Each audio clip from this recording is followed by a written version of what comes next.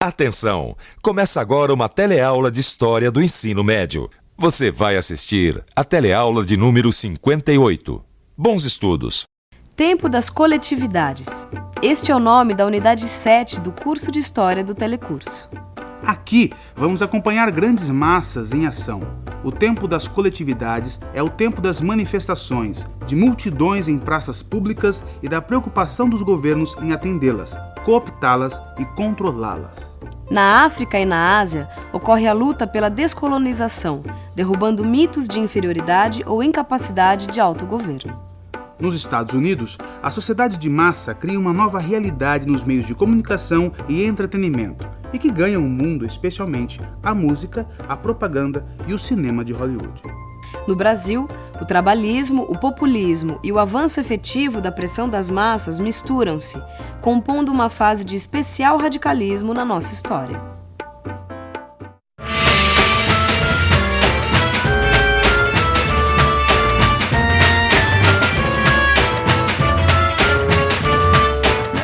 Nas duas próximas teleaulas, vocês vão ver as transformações sofridas pelo país durante a chamada Era Vargas. Hoje, nós vamos estudar um pouco mais a Revolução de 30. Vamos ver quais foram as forças políticas e econômicas que saíram vitoriosas nessa revolução. Vamos conhecer as principais transformações que a Revolução de 30 provocou no país. E vamos entender como Getúlio Vargas conseguiu ficar no poder durante 15 anos seguidos.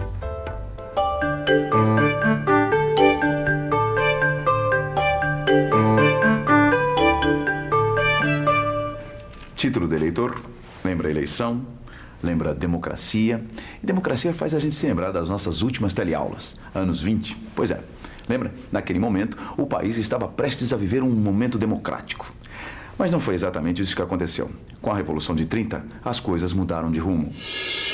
Outubro de 1930. Uma revolução transforma o Brasil.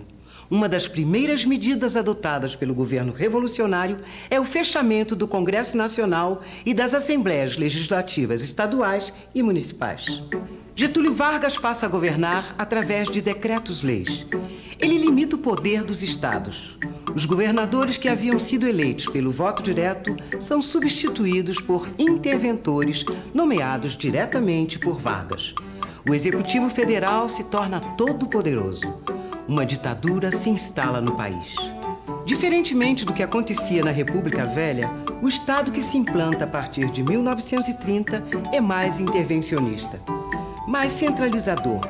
A integração nacional é maior, mas a autonomia dos estados é menor. As tradicionais oligarquias rurais continuam fortes, mas o seu poder diminui dia a dia. A economia continua voltada basicamente para a agricultura. A diferença é que agora passa a existir uma preocupação crescente em acelerar a industrialização do país. O papel das Forças Armadas é redimensionado, principalmente no caso do Exército. Além de garantir a ordem interna, as Forças Armadas passam a ser suporte para a criação de uma indústria de base nacional. A gente sabe que na República Velha, a questão social era considerada um caso de polícia. Mas depois da Revolução de 30, o social passou a ser considerado uma questão de política. A importância da classe operária começava a ser reconhecida. O governo, então, adotou uma legislação trabalhista que atendia a antigas reivindicações dos trabalhadores. Só que, em compensação, começou a meter o bedelho na atividade sindical. Os sindicatos ficavam vinculados diretamente ao Ministério do Trabalho. Foi adotado o princípio da unicidade sindical. Quer dizer, legalmente, só poderia haver um único sindicato por categoria profissional. Mesmo a sindicalização não sendo obrigatória, o movimento operário acabou se enquadrando no sistema. No início, a resistência ao enquadramento sindical foi muito forte. Houve protestos e, consequentemente, muitas prisões. Mas, aos poucos, os trabalhadores foram cedendo. Além da repressão do governo, havia também a pressão das próprias bases operárias. E isso acontecia por um motivo muito simples. Só os trabalhadores que fossem oficialmente sindicalizados é que poderiam gozar dos benefícios sociais criados depois de 1930, como férias, regulamentação do horário de trabalho, regulamentação do trabalho do menor, criação dos institutos de aposentadoria e pensão e possibilidade de lutar por direitos perante as juntas de conciliação e julgamento. Mas, de um jeito ou de outro, o governo Vargas conseguiu se entender com os trabalhadores. O problema foi se entender com setores mais liberais que tinham sido aliados de Vargas na Revolução de 30. Ao mesmo tempo em que o governo tomava medidas centralizadoras e autoritárias, os setores liberais começaram a fazer oposição ao regime. Em julho de 1932, o estado de São Paulo pegou em armas para enfrentar o governo. Este obelisco aqui foi construído no Ibirapuera, em São Paulo, para homenagear um fato que aconteceu aqui nessa cidade em julho de 1932. Será que as pessoas sabem que fato foi esse? Vamos ver. Você sabe me dizer aonde está o obelisco do Ibirapuera? Aqui na frente. É ali. É ali, aquele ali. Você lembra alguma coisa, já ouviu falar e lembra alguma coisa sobre o que foi a Revolução de 32? Já ouvi falar. 32 não. Ah, faz muito tempo. Não me lembro mais, não. Não sei. Eu não tô gravado, não sei dizer isso. Este obelisco foi inaugurado depois de 1932, mas ele é homenagem a um fato que aconteceu aqui naquele ano. Este fato é a Revolução Constitucionalista de 32. Em julho de 1932, São Paulo levantou-se em armas. Os paulistas sentiam-se prejudicados pelo governo federal. Eles exigiam o fim da ditadura de Vargas e maior autonomia para os estados. Afinal, São Paulo, que era o estado mais poderoso do país, estava perdendo seu poder político. A chamada Revolução Constitucionalista de 32 mobilizou os mais variados setores da sociedade: cafeicultores, classe média, industriais. O Partido Democrático, que tinha sido uma das principais forças da Revolução de 30, também aderiu ao movimento. A luta durou 3 meses. São Paulo foi derrotado militarmente, mas conseguiu alguns ganhos políticos importantes. O processo de constitucionalização do país se acelerou. E em maio de 1933 foram realizadas as eleições para a Assembleia Nacional Constituinte. 15 de novembro de 1933. É instalada a Assembleia Nacional Constituinte. A nova Constituição é orientada predominantemente por princípios liberais e democráticos. Ela amplia os direitos políticos da população, estabelece eleições diretas para todos os níveis e, pela primeira vez na história do Brasil, as mulheres podem votar.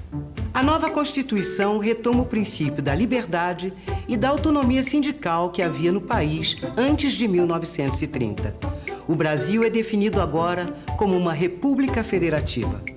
Projetos mais centralizadores convivem com projetos mais autonomistas. Algumas medidas nacionalistas são adotadas. As jazidas minerais e as quedas d'água são consideradas básicas para a defesa econômica ou militar do país e, por isso, devem ser nacionalizadas progressivamente. A Assembleia Nacional Constituinte foi instalada com a finalidade de elaborar uma nova Constituição para o país e eleger um presidente da República. Em julho de 1934, Getúlio Vargas foi eleito presidente da República, com a maioria dos votos dos deputados constituintes.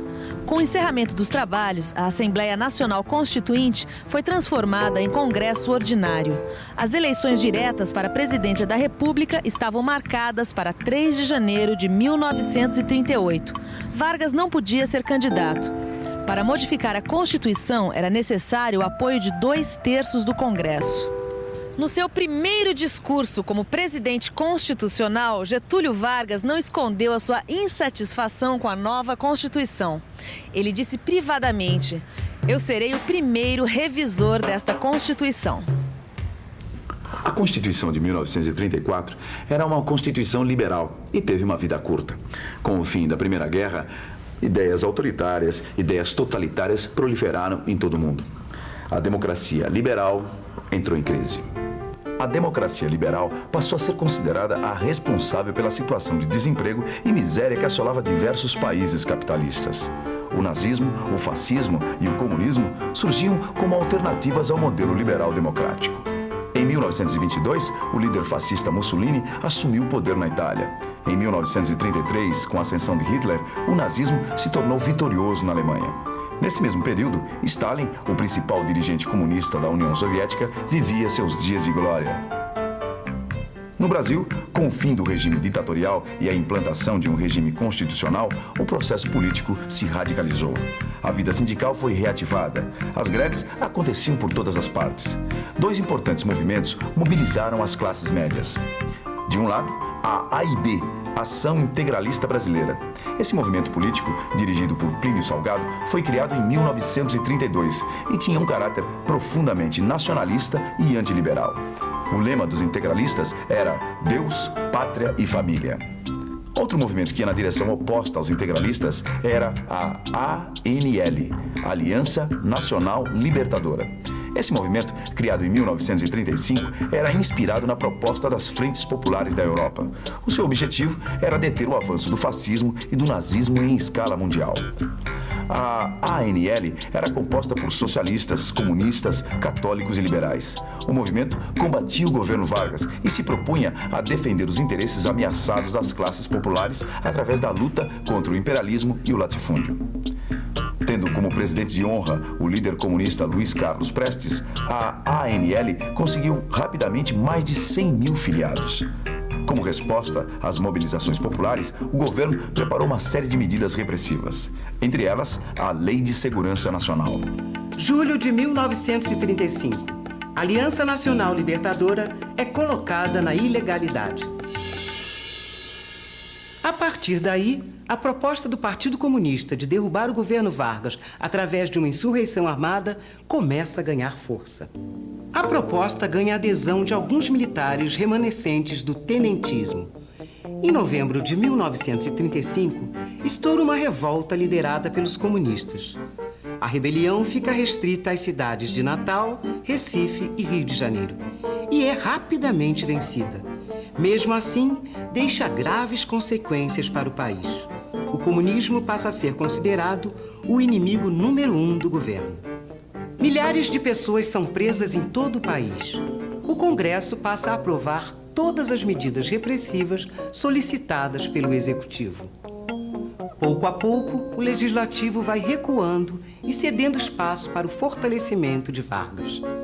Em setembro de 1936, é criado o Tribunal de Segurança Nacional.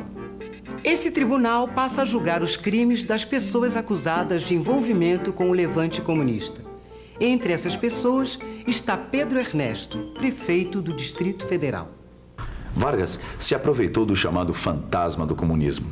Ele fez a coisa parecer maior do que era. Consolidou sua aliança com os militares, com a igreja, com os empresários e com os integralistas.